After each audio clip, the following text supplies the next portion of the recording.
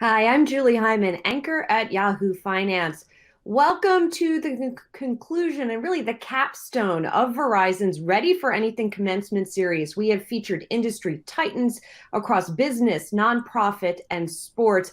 And this series came together from one simple question: what can we do to have real conversations right now with students during this really challenging time in our world's history? The answer was to provide you with direct access to people we admire over the last 4 weeks. You've heard from William Lauder of Estee Lauder, NFL coach Katie Sowers, Kevin Love of the NBA, and Global Citizen co-founder Hugh Evans. While we know all of this isn't exactly the graduation celebration you'd imagine, we hope that you have found and will find value in connecting with some of the greatest minds and problem solvers that we know. Today, you're going to have a special treat and hear from Verizon CEO Hans Vestberg, as well as former President Bill Clinton. As we talk, please send us your questions in the comments section by sharing your name as well as your university, and we will take some of those questions. Now, I want to introduce to you now Hans Vestberg. I know him a bit as he is my boss up the chain a bit. He's the chairman and chief executive of one of the largest telecom companies in the world, Verizon Communications. Previously, he was the president and CEO of Ericsson, which is a Sweden-based networking and telecom company. And he's also passionate in terms of various causes, probably chief among them sustainability. He is a member of the Leadership Council of the United Nations Sustainable Development Solutions Network. And in that role, he helped author the UN Sustainable Development Goals. So Hans, want to bring you in now. Please share your thoughts with the graduates. Hey, class of 2020, congratulations. I don't think that any one of you can even imagine your last semester being as it has been. Multiple crises impacting the last semester of something that for you would be a very joyful last semester, hopefully. That's why we also decided to try to do some comfort. We know that a virtual commencement address will not solve that and will not make it much easier, but at least a way to give back in these times. And any student that has fought so hard for so many years, of course, deserve that type of address. And we had a long address of great speakers the last couple of weeks here, and I'm proud to share this last address together with the President, Bill Clinton, and share a little bit what we see around us. So let me start by talking about the crises we see. We headed into this year and we started with a pandemic that is fearful. It's so tough. I mean, leads to fatalities across the globe. And it's the biggest pandemic we have seen in centuries. And it's still here and it's still lethal. And we just need to understand how that impacts us. And that subsequently, of course, also impact our economy. We have the biggest downturn also in a century. We are in depression mode. We have negative GDP. That's also a crisis. And all that, of course, made your schools to not continue, and you continued with virtual learning. And very recently, we also saw demonstrations to end sort of a century-long injustice for racism. All this is happening at the same time. And you can feel that it's too much in times like this. And it is challenging times. And we need to solve all of these challenges. And we just need to come stronger out of this. As you can hear right now, I'm a born optimist. And I believe and I hope that when we come out from this, we come out stronger and better as the world, as a country, as individuals. But the pain we're feeling right now across the globe and here in the United States is really tough. And we all feel it every day. I think a lot about what could be the tools, what we need to think about. I have two tools that for me is extremely important in these times that I want to share with you and that I are using every day. The first is leadership and the second is human connections. When it comes to leadership, that's something that in these times of crisis is even more important. I look for presence, visibility, and transparency in leadership. No leader, regardless if you lead a small organization, a large organization, or you're among friends, you don't have all the answers, but you need leaders that leads. And in these times, it becomes even more important to lead. I've learned through my years that leadership is a profession, as any profession. I mean, you are an expert in technology, marketing, accounting, whatever you have been studying. Leadership is also a profession that you need to perfect and you need to develop over the years, and you need to do it in your way of leading. I was born and raised in Sweden, small city in the northern part of Sweden. That's my background experience. All my childhood, all the way to college, sports was the only thing that I really dreamt of and fought for. I tried to be a sort of an elite sportsman in the team sport that I was practicing. I did okay, but I was never close to be equally high up in that hierarchy as I dreamt of. But it learned me a lot about competition, and it learned me a lot about leadership.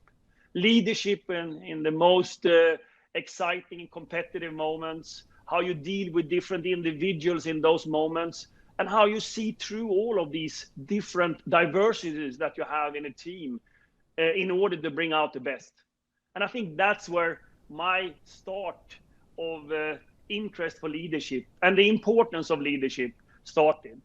I then started to work for Ericsson, and Ericsson is the global telecommunication company, employees in 180 countries, a truly global, building the 2G, 3G, 4G, 5G networks in the world. I started checking travel expenses. That was the first thought I had, coming with a very competitive angle into that, and I was proud of that. And here my first lesson of leadership came. I was very competitive. I checked the travel expenses together with the colleagues in the travel expense department. And very soon, I think it was a couple of weeks into it, my manager came in and he told me, Hans, you're a great guy. They seem to like you. You have a lot of energy. You're all over the place. But God, you're not good at checking travel expenses. And, you know, as a new graduate, in your first job, getting that feedback over a month, you only thought that it was one way out. And that was that he would say, you're not the right person. You cannot continue to work here. But this leader, he told me, Hans, we're going to use your great assets that you have. And that's where we're going to put you. I know another place, another department where I think you can do really good. And I learned from him already by then. Every individual have competence and values that you need in a corporation, a team, an organization. And you need just to see that you understand that and bring it forward. And that's even more important in times like this when we discuss about diversity and inclusion. We need to see all individuals and bring them together. We need diversity and inclusion to solve some of these crises that we're talking about right now. They're so important. That was my first lesson as a leader. And of course, I'm still grateful from that leader that actually saw that I had some competences that I could drive forward. Then I embarked on a journey, an international journey. I lived in China, I lived in Brazil, I lived in Mexico, Argentina, Chile, United States, Mexico. I worked with many different things. And I worked with everything from accounting to HR, to strategy, to sales, to pure strategy. But I learned one thing. I liked to lead people. But I also understood that before I could lead others, I needed to know myself. And that's my second learning here. If you're going to lead other people, you need to know your strengths, your weaknesses, and in order to bring people that is complementing you, not the same type of people. You need differently. Remember now, I was born in a small city of the northern part of Sweden with a very limited experience. I think one of my first trips I did without my parents was going to China. So of course my experience was very limited, but I had the interest and I had the curiousness to learn from other cultures, and that was enormously important. I played a vital role in my leadership since that day. That diversity and inclusion is only going to do this world a better place. It's going to do my companies better. It's going to be my team better. That's how I learned. I continued at Ericsson, and just a spoiler here. I worked for over 35 years. I've only worked for 2 companies. Verizon is my second company. But I had so many different experiences, so I felt that I actually was in different places. But moving from that 10 to 15 years I was abroad, I came home to executive management, and I come to the higher sort of levels of Ericsson, and I was a division head, and I was very ambitious, and I would say fairly young compared to today. And of course, my job was to lead a full division, a large division, and I was very ambitious and very competitive. And here I have the lesson 3 when it comes to leadership. And the CEO by then, Carl-Henrik Svanberg, he called me in, and he wanted to have a one-on-one, you're going to get feedback, how it's going. So I was excited. And he told me, oh, Hans, you're doing great. You're good performance. You're creating a good team. Okay, great. And then he asked, so do you ever want to be the CEO of Ericsson? And I said, yeah, that would be interesting, as I was ambitious and very competitive. And he responded back to me, that will never happen. You will never be the CEO of Ericsson.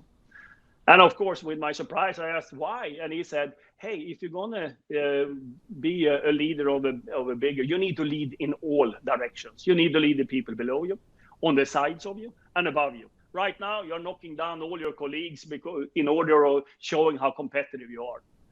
I learned from that day, you always need to deal with all stakeholders and see that you bring them together, regardless where they are and who they are. That has become for me a mantra, and I still today, and I learned from that day, I carry my badge. This is my Verizon badge. On the backside of my Verizon badge, I have 41 names, I counted just recently, of people, internal, external, above me, on the sides and below me. That is really me, or doing the most defining things for me, and working in my team. And I need to call these people every week at least once to talk to them and see how they're doing. That was the learning for me in the leadership. Again, it's about human connections as well. And human connections is equally important in leadership, to see all individuals through it. And these 41 individuals are, for me, absolutely crucial for the success of the company I'm leading, and for the organization I'm leading, and for the task that we're ahead. And that's so important in my life, how I do that. So pivoting that to the human connection then, and I think that we are now facing, I would say, a reimagination of connections. I mean, where of course Verizon and a lot of things are happening in our networks since this crisis has started. And I just give you a couple of stats for you to understand. I mean, we have 800 million calls a day in our network. That's twice the amount that we would have on Mother's Day, which is the highest day of the year of calls. And not only have we 800 million calls, they're also longer than normal. So people communicate enormously. We have some 9 billion messages daily during this pandemic. And that's more than we would have on New Year's Eve. And we had 1,200% growth in collaboration tools in the network since the pandemic started. And it tells me that the human connection with technology is now so important for us to see that we can do our work, to be with our friends. Not only that, to actually execute on our businesses, or seeing that we're supporting communities and society. And that's really where I come from in my human connection, and as a tool, which I'm so important. And I, somewhere in 2008 or 9, worked a lot in Africa. I worked with the Millennium Development Goals. That was the precursor of the Sustainable Development Goals that we have today, that all nations have signed up to. And I was in a village in Africa, and I saw the healthcare worker having a mobile phone and talking to all the people in the village, and putting all the data in and send it backwards in order to be more directional in the remedies and action that was needed to cure diseases, for example. I was so excited by that. So I learned from that day that mobility, broadband, and the cloud is the 21st century's infrastructure in order to combat some of the largest challenges that we have on this earth. They're not the only one, but they are the tools. They are the foundation. And that's why I call them the 21st century's infrastructure. And when I was part of the discussion, what are the new targets for all the governments in the world, the 17 Sustainable Development Goals, I was fighting hard for Goal 18, that every country and every citizen should have mobility, broadband, and cloud. services, because then we can communicate. And it doesn't matter where you're born and where you come from, you should have the equal opportunity. We didn't get the goal 18, as you might know by now, but inside all these goals that leads up to make a better world and everybody has an equal chance, mobility, broadband, and cloud is in there. And I think that for me has been also how we continue to advocate. And not everyone has mobility, broadband, and cloud today. But we are on our journey, and we just need to continue to see that everybody is connected and have a chance to get telemedicine, healthcare remotely, or education remotely, regardless of what they're. Because there is not certain we can have the pace of building sort of a analog world for everyone. We just need to see that everyone have the same chance wherever they are. And we have proven in this crisis that a lot of those paradigm shifts are happening. And hopefully this is moving us towards that moment. But again, it's about humans and about connections. So class of 2020, this is in your hands, because the century and the 21st century's infrastructure is in your hands, and the human connection is in your hands. How you're going to take this forward, how you going to see that this world is going to be a better place. I'm going to do my work. I'm going to continue with my responsible business in our company to see that we are doing better every day and taking on the 4 stakeholders all the way from employees to customers to shareholders and society. And having that in front of me every day, I take the decisions. But we need the next generation, you guys, to think about how to use these human connections and leadership to bring this world to a better place. Even though it looks very dark some days now, we just need to come out of this stronger. So in summary, unprecedented times requires unprecedented actions. And that's what we need right now. And I want to end by, again, congratulating you all to the graduation. And I also want to shout out to my son that also graduated from high school virtually very recently. And so I feel a lot for you guys, because I know how hard the last semester have been for you. So once again, thank you very much and congratulations.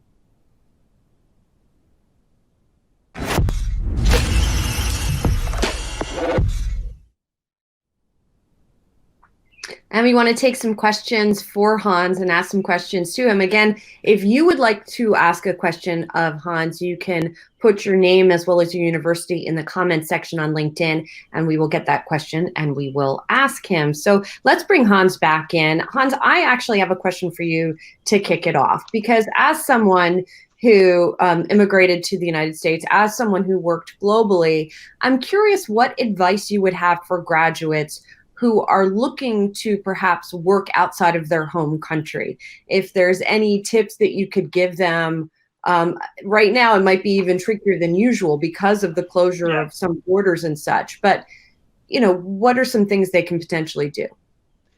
I think it starts with you should do what you really are interested in, and what things you think is fun, because ultimately you're going to spend a lot of time working in your life.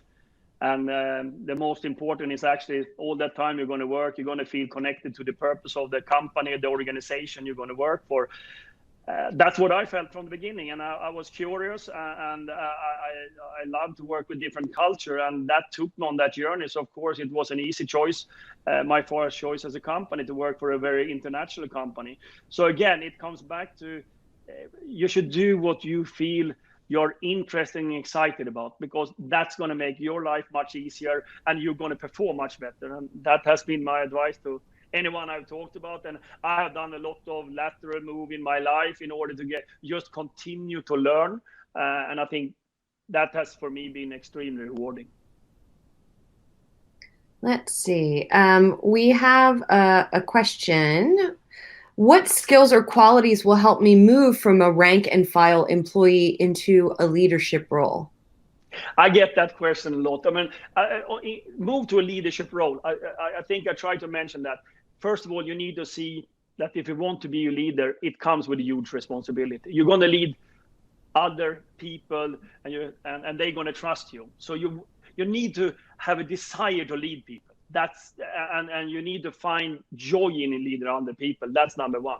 Then what qualifications you need? I think again, you need all type of diversity in a company. You need I usually get what type of backgrounds and the competence that you do need. We need all. I mean, if I look at my company right now, we need all diversities. That's how you create a great company, and that also goes for leaders. But the only thing I would ask for any leader, if they want to be a leader, is you need to think about it as a profession. You need to develop yourself. You need to understand the responsibility you take by leading others that actually come to work or come to the team or come to anything every day, and they look up to you to lead. And you need to understand that's a huge responsibility. And a very deliberate one, it sounds like, which is an interesting perspective on it. Let's see. Jason asks, what quality or habit served you best as you started your career? I'm curious, just if I can add a little spin on that. Are there any sort of routines or things that you've maintained through the years that have, so on the professional side, are there habits that have helped you? But I'm also curious on the personal side, are there things that have helped you sort of maintain an even keel in tough times? Yeah, there are models. I mean, there are two things that I usually talk about, and again, it comes back to my leadership philosophy. One is I know that my strength is, of course, empower and giving energy to my organization. If I work with the UN or if I work with Verizon, doesn't really matter.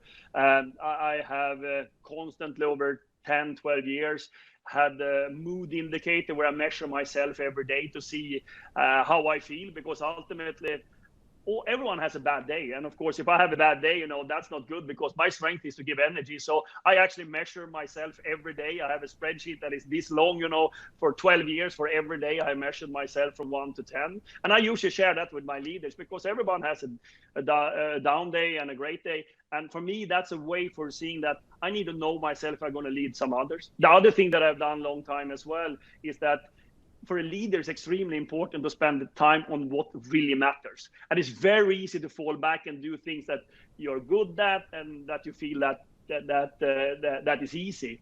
I have measured my time the last 10, 15 years, and I actually do a forecast how I should spend my time in order to spend time on the things that really matters for my organization and what I'm supposed to do. And that doesn't really matter. It's me. It's individuals, leaders, or if you have a small team or big team, doesn't really matter. But for me, it has been important to see that I spend enough time externally with shareholders, with employees, with society, with customers, and I have a blend of governance of the company, not only ending up and doing one thing. So I steer my time. I think that's two of the tools that I've used. But again, it's based on who I am and how I lead and the strengths and weaknesses I have. It can be totally different for others. That's why I say that leaders doesn't need to have one mode, but you need to know yourself and how you trigger and improve yourself. We have Pat from Williams College who says, Hans, you said you started in the travel expense department at Ericsson. How did you work your way to become the CTO? And this also kind of touches on a theme that many of our speakers have talked about, which is sort of a combination of fate, or whatever you want to call it. In your case, him telling you you weren't good at the travel expense department, and then also deliberate action. So how did that path work for you? First of all, a lot of good leaders that has always looked at my strength and moved me around to give me the opportunity. And I have all them to thank, and of course a lot of luck, but also that I was curious. I was extremely curious to learn more all the time. Even though I was doing travel expenses, I probably did 5 other things at the same time, and that's me. And I like that, and that's how I also very early on became very excited on technology. And being into 5G right now, which I just love to talk about. I think it's just where you come from and how you do it. And then I took a lot of decisions. I moved between countries where I, to be honest, where I came from, I heard them in the lessons on school, but I've never been there. I mean, I was forced to learn languages that I never spoken before in order to have a chance to operate in that culture. So of course I've taken steps and decisions that have been very uncomfortable, and there have been times I have been felt that maybe I give up. This is not really working out for me, but ultimately I did what I really liked, and I had fun, and I found a way that this is really who I am, and I like to lead people, and that was sort of how I fortified my career. And again, it's all about that. Life on this planet, you should find your things that you are finding satisfying, and that doesn't mean it has to be what I'm doing. It's what you're going to be doing with your background and where you come from. So Pretty writes in to ask, what would be your advice to new grads to search for jobs in the uncertain environment that we have today?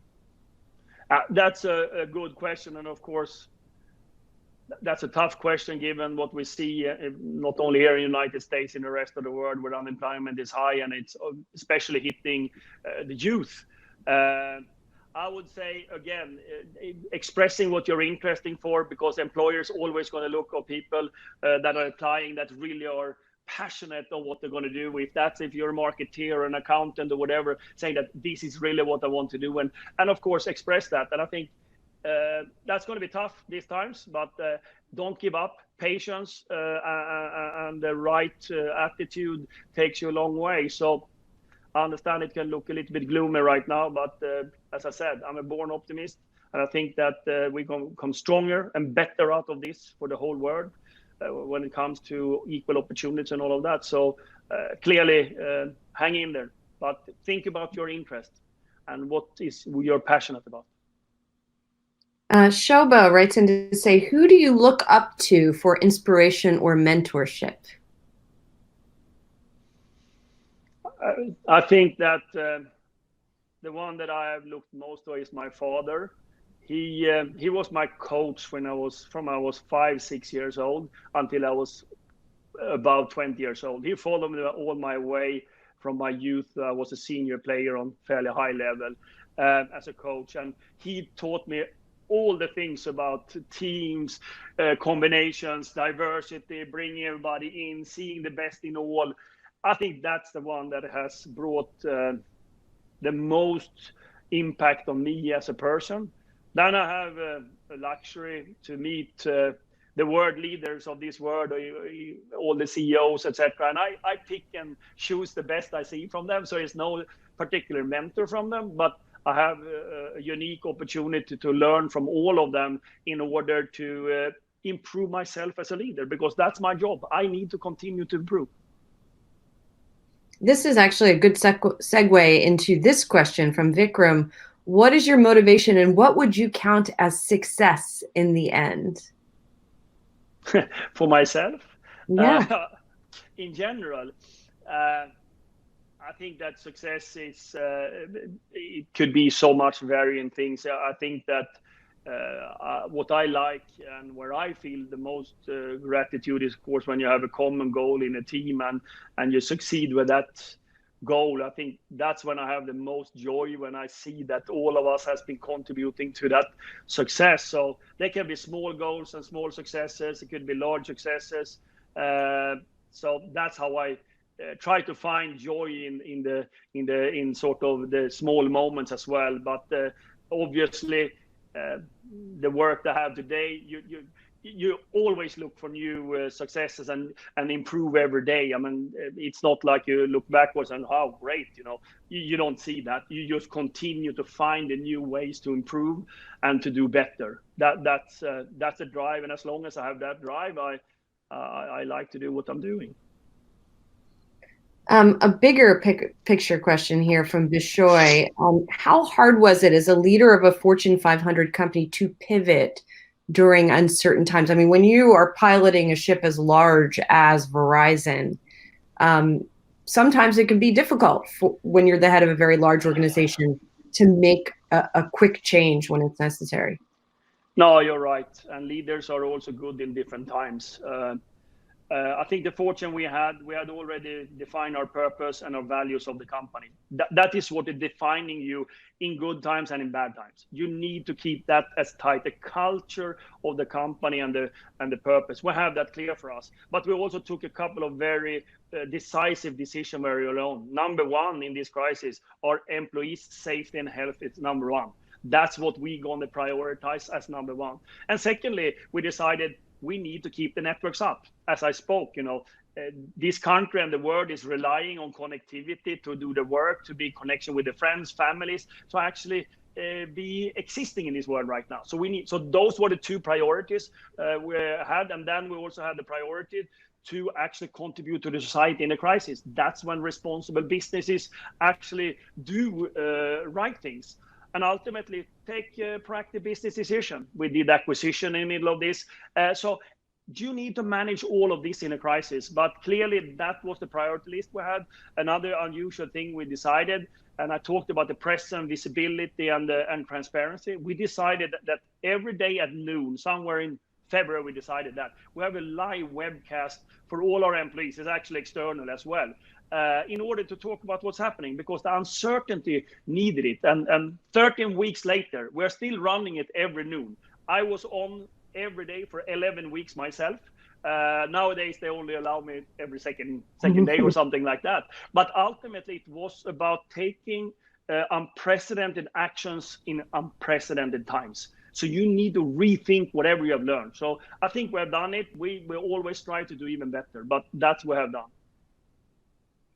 I have a question from a fellow 5G aficionado who says that he loves to talk 5G too. He also, I believe, Stevens Institute of Technology, Masters in Networking 2020 grad, Dan Winters. Yeah. Great. Yes, you talked about 5G and technology in this pandemic and advancements in technology. How do you keep it personal and close in leadership while also using distance communication? I mean, you just talked about the frequency of giving updates and transparency, but as we all know, it can be a little bit hard to connect with people in the same way when we're talking through screens. Yeah, it's right. But you learn pretty quickly. But I'm a guy that likes to be around people and touch and hug and all of that. So of course, 13 weeks at home is a difference. But you learn also to have those conversations one-on-one. And I use my badge and the 41 names there to see that I'm in constant contact. I reach out more than ever. I speak to more of my peers of big companies and technology companies. I speak to more people internal than ever, because that becomes important. But you miss a little bit about the emotional interaction. But clearly, the development we've seen on video conferencing the last 13 weeks here, that will stick. People will actually use this type of tools much more in the future in order to make their lives easier and more efficient. But that will not take away that we need to have the whole human interaction as well. This is an interesting question because it's also about the risks sometimes of living in a virtual world, not necessarily when you're face to face, but when you're not. Sarah says, we see so much hatred, extreme language, bullying happening every day in social media. Is it possible to build an inclusive environment in a virtual world? Yeah, it is. And of course, with all these connectivities and everything being connected, there are challenges coming with it. And what she's bringing up is one of them, and that you can hide behind it. I think we just need to be very upfront with the youth and everyone that's not acceptable in our analog life nor in our digital life. We just need to say when that's not acceptable. You treat people with respect regardless where you are, and I think that's something that I was taught since childhood. Respect is something so important in our society, and that doesn't really matter if it's analog or digital. So we just need to continue to preach that and see that if we see it, just tell that's not okay. It's unacceptable. And I know that's not a universal solution, but it has to start with us saying no to it. Other than that, it will not work. This question kind of harkens back to what we talked about at the beginning. This is from Colton Schmitz from the University of Central Florida, who's also a Verizon employee. He says, what value have you gained from learning different languages? Would you encourage others to learn a second language? Sounds like you didn't have a choice in the beginning when you were in school. No, and then now we need to remember that Swedish, which is a great language, is not spoken of many people. Usually people joke with me that I speak Swinglish, but anyhow, in order to take a tour around the world, I thought for me to learn other languages made me come much closer to some of those cultures, like speaking Portuguese or Spanish, where I lived in Latin America for a long time. That gave me a great lot of insights, and I think it made me a better person as well. So for me, it has been extremely important. But we also need to remember, I came from a country where Swedish is a small language. We can speak to our neighbors basically, and outside that, it's a limited usage of Swedish. I want to get back to sustainability for a second, because let's see, Arushi from the National Institute of Fashion Technology, a recent graduate, she just asked kind of generally to share your thoughts regarding sustainability. But I would ask you as well, I think while we're talking about this, do you think as a big employer that not only are you passionate about sustainability, but I also wonder, the grads of 2020, I imagine, are looking for these priorities on the part of their employers, right? Maybe you can talk to people about what they should look for when they are looking to get hired by a company, but also what should they sort of track at their employers when they want to see if that company's values align with their own? I think there are a couple of things that for me is important. First of all, the values of the company. We call it credo, the credos in our company. That's what we stand for: integrity, respect, and all of that. That's important. But when it comes to how you work as a corporation, I usually look if they have an inclusive strategy, a strategy that is encompassing all the stakeholders in the business strategy. Meaning, is society part of your business strategy? For obvious reason, customers is there. Are employees part of that strategy? And is shareholders part of that strategy? That's how I see you do actually long-term sustainable change, because you need to have it all. I like philanthropy and we should do it, but when you have philanthropy separated from the corporates and you're saying that we're doing a great things here and it's not connected to a strategy. I'll give you one example. For example, we do a lot of education. We are serving schools that don't have technology. We're serving them with broadband, and we're serving them with an iPad. We serve them with a digital STEM education. We call it Verizon Innovative Learning. So why do we do that? First of all, we are number one on broadband. So we should be, that's our core business. Number two, the youth, we want them to understand that Verizon is part of it. And number three, we want more children and youth be into STEM education, especially females. So it's part of our strategy that we're doing that. And that goes for climate change as well, which we work a lot with, because we think that our technology will have a multiplier effect on climate change if we use technology for certain things in our society. And then an inclusive word, where we think that if we are inclusive to all our societies in our country, in our world, we're going to be a better company, we're going to be a better world. So for me, you need to look for, is that part of the main strategy of the company? And in our company, we have embedded those four stakeholders in all our strategies. We have targets for them, we have North Star for them, where we want to go with all of them, but they go in harmony with the purpose and the strategy of the company. Hans, I want to ask you a little bit more about organization. You talked about that spreadsheet that you keep where you track your mood. Obviously, you got a lot on your plate. And so I am curious how you stay organized, how you track your time, how you track your energy. No, I do it every day myself. I have the spreadsheet and I fill them out. I have a procedure there when I start the days by filling out my spreadsheets.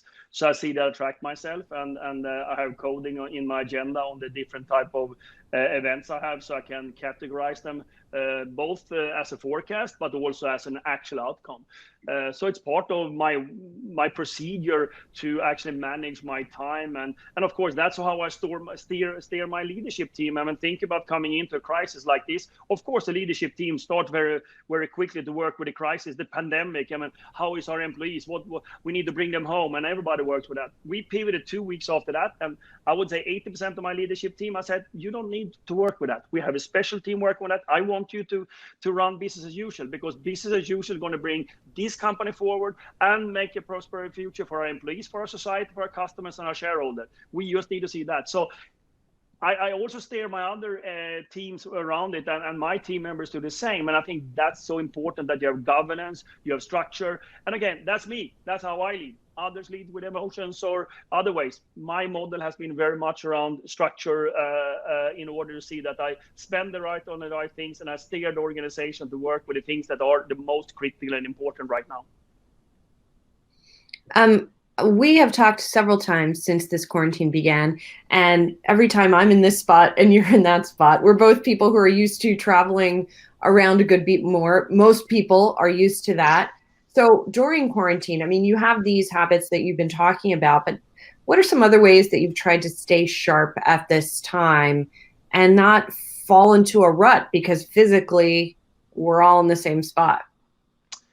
Yeah, that's of course hard, and different people have different opportunities. I'm training a lot. I think I try to do it almost every day. I exercise, and that's probably more than I usually do because the traveling usually took away some. So that has been my way to get my energy and the way to feel good in these times. But everyone has the different ways of doing it. I mean, some are consuming Netflix or things like that, and that's their way. My way is exercising and sport. That's really what is giving me the energy, and I probably have accentuated that quite a lot during my 13 or 14 weeks that I've been home. When it comes to sustainability, to come back to that question, where do you think we go out of this pandemic? The focus has been so much on coronavirus, but there's been a lot of talk about sustainability as well. For example, the idea that as we have seen shutdowns in various countries, pollution levels have gone down, showing that it is possible. So what do you think are the opportunities on the sustainability front coming out of this time? I think some paradigm shifts that we're seeing in the societal behaviors will be very helpful for attaining some of the sustainable development goals. Everything from telehealth to remote learning to being able to not travel all the time to reduce climate change. Those will continue to be there. I don't think the new normal will go back to exactly how it was before. And I think that a person like me, born in Sweden, you had the school, brick and mortar, very close to you, had the hospital, very close. So it wasn't that obvious that you use digital solution for it. I think that the only way for scaling it quickly to see that each and every can do it in an efficient and sustainable way is actually to use technology. I come back to my mobility, broadband, and cloud. That doesn't mean that we need schools, we need hospitals, but it will take away a little bit from the challenge to build all up. Then, of course, it's a little bit of a concern that the Sustainable Development Goals that now have 10 years left to be achieved by 2030, which in general is saying that that's going to be a better word for each and everyone and more equal, and everybody has the same opportunity. Of course, with such a setback in the economy in the world, we have a larger gap to reach those targets. That doesn't mean we give up. To reach those targets to make this world a better place, it just means that we need to work harder, and we need to work much closer with the public, private, civil society together to solve some of these challenges the next 10 years. Hans, that seems to be a great segue, I think, into our next speaker. So I'm going to thank you very much, Hans, for your comments and for answering all those questions today. Thank you for all the questions. And I take it from here. And it's a great honor, of course, to introduce our next speaker, a person who has served as one of the greatest global connectors and diplomats, the 42nd President of the United States and founder of the Clinton Global Initiative. So I would like to welcome President Bill Clinton to the stage.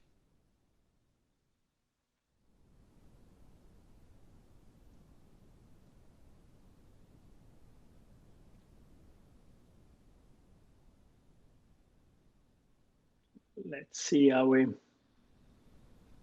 make that happen.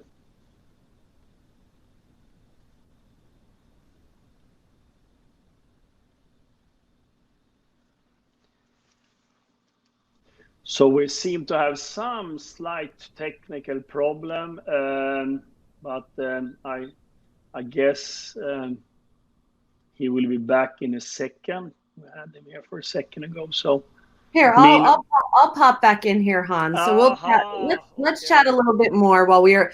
Listen, I've been doing a live show every day, and so I've become accustomed to these sorts of things happening. Even people who are very savvy when it comes to technology who forget to unmute themselves. I think that's happened to everyone at one point or Yeah. another while we have been in these types of meetings. So let's just chat a bit more as we try to fix some of the technical issues with President Clinton.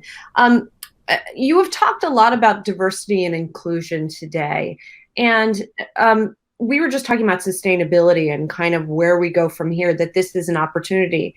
And it seems like there's a real opportunity on the diversity and inclusion side as well. And I have to say, as somebody who looks at corporate America, um, it's been interesting how many companies have stepped up and said we are going to prioritize this.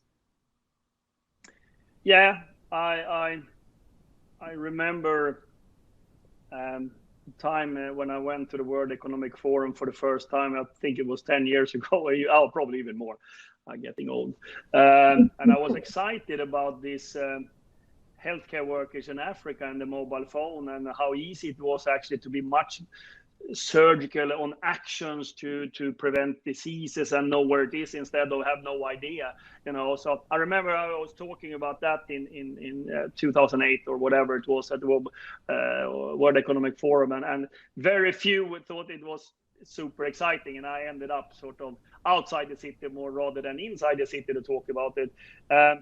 But the evolution around corporates in general across the globe is quite astonishing, and I actually attended the last World Economic Forum, and the feeling of responsibility around corporate leaders, and that they are responsible, they need to do responsible business for all stakeholders. That's very different today, and it's very good and very healthy. And we know the Edelman sort of survey, when you see the most important 100 organizations in the world. I mean, the majority of them are large enterprises. So you might say that we should do more and quicker and faster, but clearly the evolution we have seen of corporate companies and corporate America taking actions on it, I think that's very encouraging, because it's not one organization that can solve the challenges that we have on Earth, nor one country, nor one corporation, nor the civil society. There has to be a combination of them, and I have seen good progress on that. That doesn't mean we're done or we shouldn't do more, but clearly step forward. And that goes into the sustainability questions you're asking, or what other actions we need to take.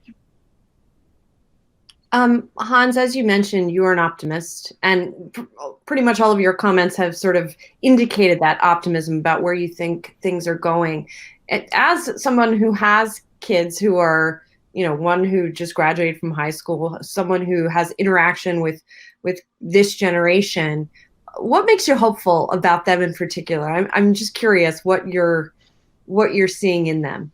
They seem to be much more brilliant than our generation. That gives me a lot of hope, and much more educated. And so I have a lot of hope on the next generation. They are much more educated. They are savvy. They want to do things. I think that my generation wasn't equally driven like that, and that gives me a lot of hope when I speak to the youth and I meet them. They are so much more educated and so much more global, and understanding the threats and opportunity in our society. So that gives me a lot of hope. That's why I was ending my address by speaking about that the 21st century's infrastructure is mobility, broadband, and cloud, and human connectivity. And that I pass on to all the graduates, because they are the ones that's going to use that, and they are the ones that it's going to lead us. I think that we have resolved our technical issues, Hans. So once again, I'm going to turn it over to you. Thank you very much. And I will introduce to class of 2020, or it's my honor to introduce someone, as I said before, have served as one of the greatest global connectors and diplomats, the 42nd President of the United States, President Bill Clinton. So please take the stage, Bill.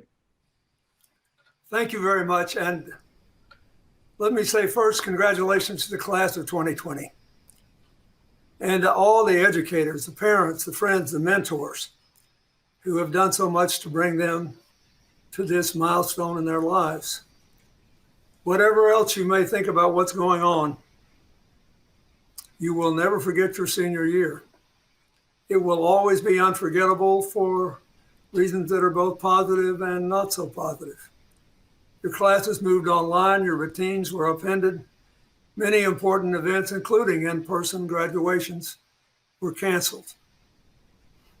And you know that you are graduating into an uncertain future. But it's not all bad. Let's look at the troubles and the positives. In just over 3 months, the coronavirus has claimed the lives of more than 100,000 Americans and people throughout the world. It's damaged our economy, fundamentally changed the way we live, work, study, and interact with each other. It has also laid bare many longstanding inequalities and vulnerabilities in our society, including racial and income health disparities, food insecurity, and the overall precariousness of living life under or just above the poverty line.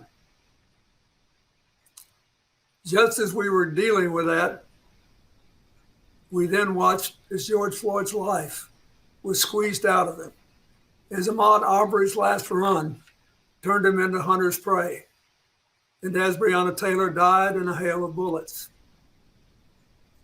George Floyd's death reverberated across this country as nothing has in years, in large measure because it was captured on video by a brave, young, 17-year-old woman for all the world to see.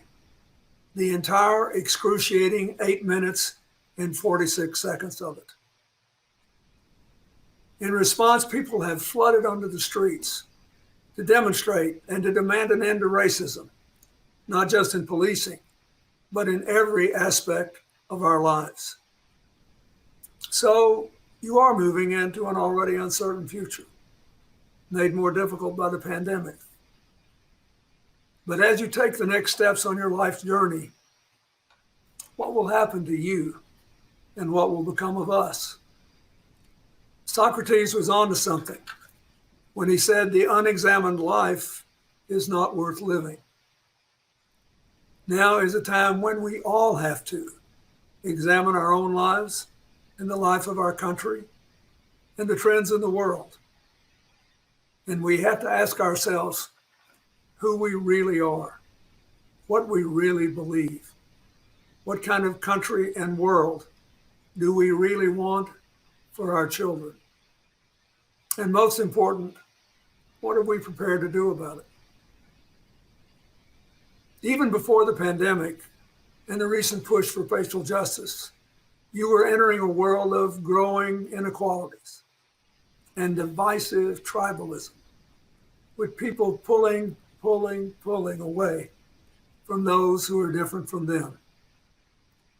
Seething resentments, aggravated by inequality in our economy, our society, and dysfunction in our politics and in our information systems, empowered those who inflame our worst instincts.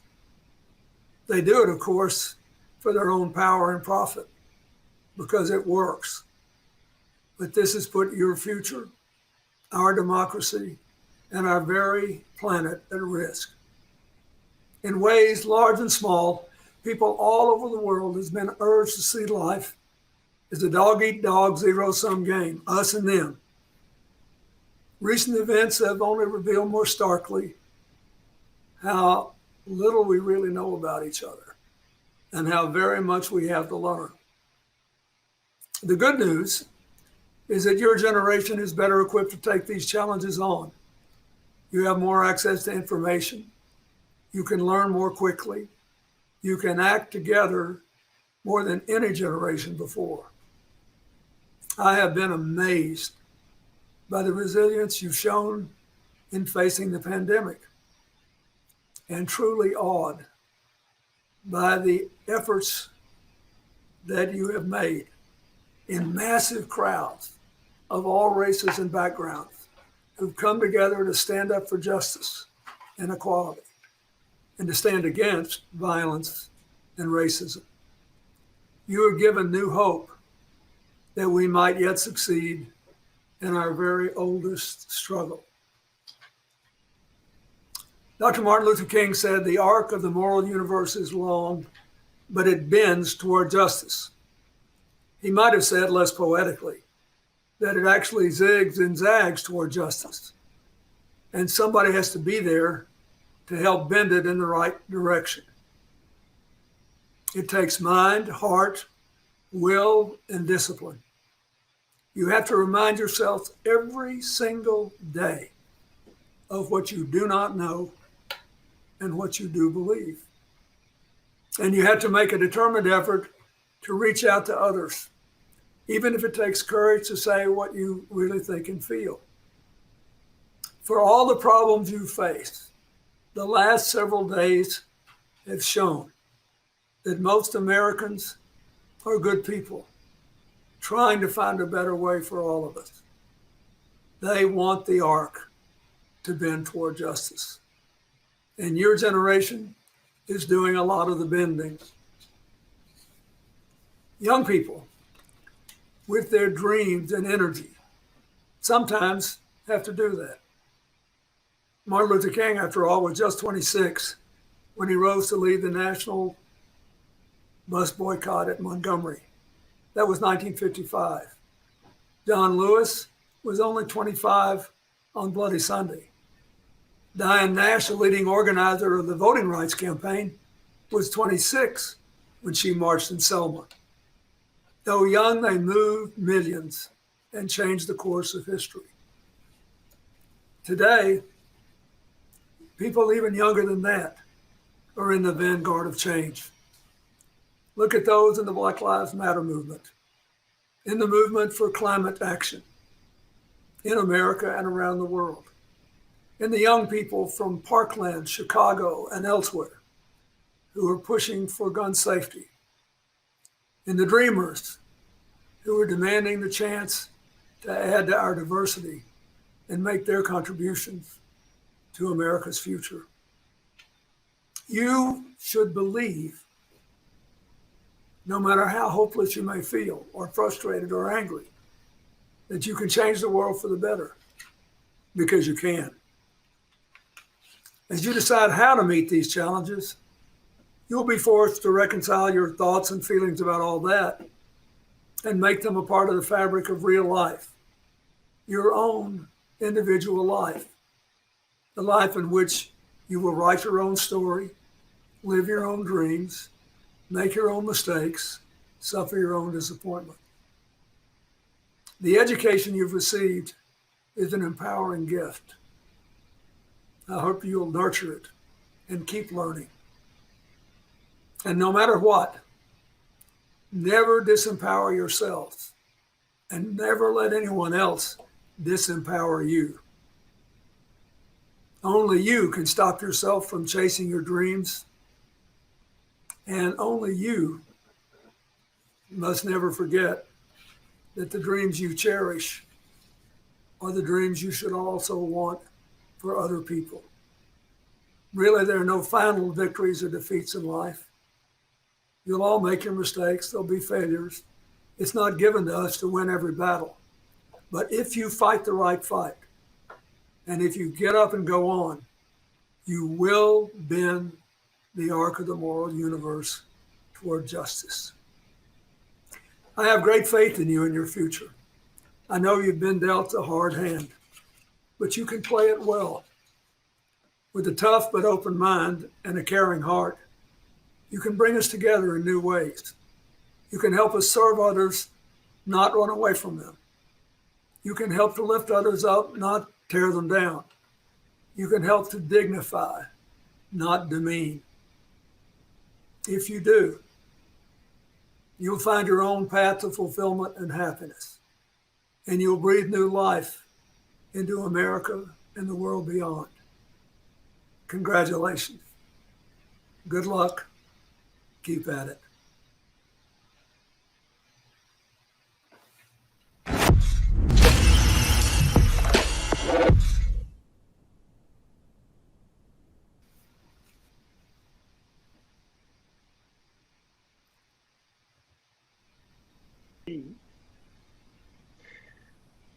Thank you, President Clinton, for those words. Important in these times. And I thank you also for addressing the students and the graduate virtually, which is a new way that we have learned through this tough process. I have some questions coming in here, so I'm going to ask them to you.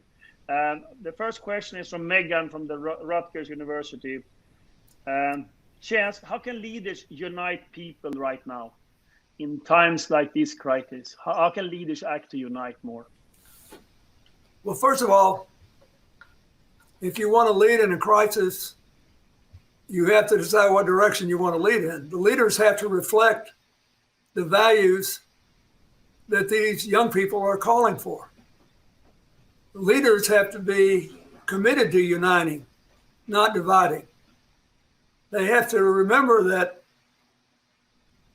diverse societies are better positioned for a complicated world than those in which everybody looks the same, thinks the same, behaves the same, and in which leaders become leaders by saying it's a world of us versus them.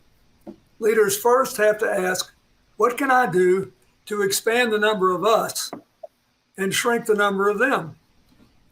I think once you make that decision, if you listen well, people have their own ideas about the future they want, how they want to get there.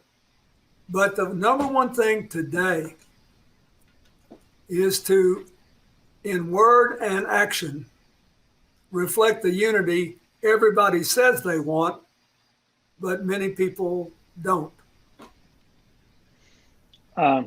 Very wise word, and I couldn't agree more that a diverse word is a better word, and a diverse workforce, a diverse organization, all will lead to a better word, and we just need to encourage that if you want to be a leader.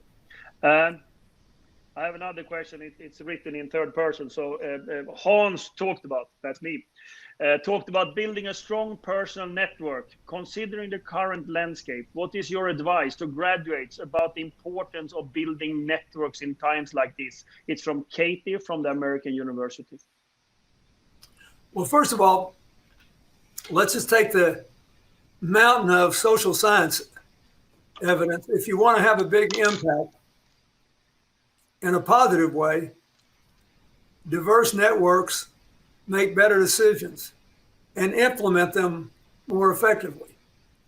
Why? Because we all know different things. We all have different skills.